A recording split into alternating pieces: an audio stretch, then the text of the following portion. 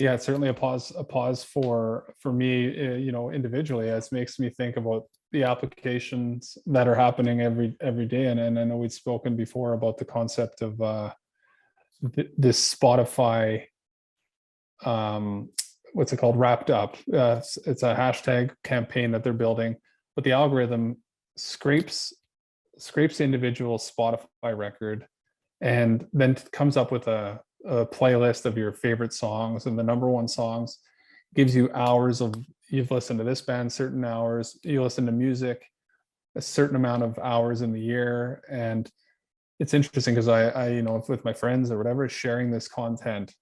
What do you think could be at play for someone like Spotify to try and get people to share that data? What do you think's behind that, or is there anything behind that?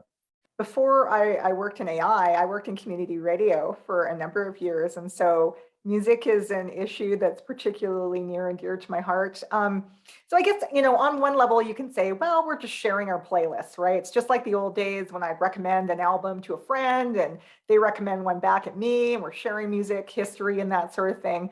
Except in this case, we now have a third party kind of involved that's kind of mediating that sharing. And that third party is Spotify.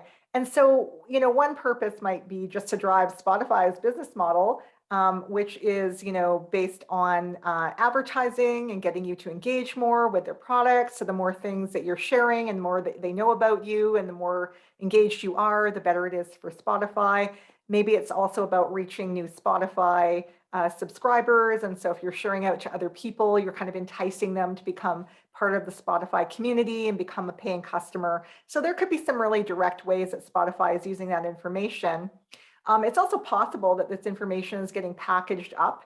And I mean, I would have to read the terms and conditions of Spotify to really understand this. I don't want to accuse Spotify of doing this, but I'll just say generically that some companies, in addition to using the information for themselves, also can take that information, repackage it, and sell it off to data brokers. And there's this whole web and system of data brokers.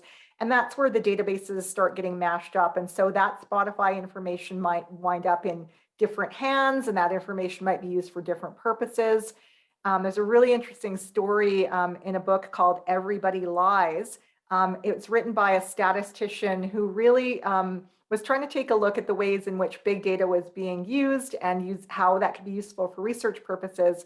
And the story is about how something as benign as liking two pieces of information, the musical group Lady Antebellum, and being part of a mom group on Facebook, just those two things, would then drive this inference in the algorithm that that person who did those two things would have a lower IQ.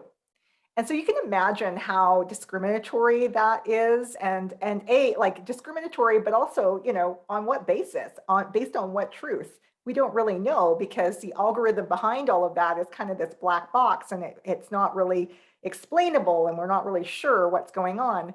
And also the people who are exhibiting that behavior probably don't know that that inference is being made about them. And how might that information be used in ways that are harmful to that particular person? So that's kind of the way that these things intersect, and the way that something that seems kind of fun and maybe very, very trivial might be kind of implicated in something greater.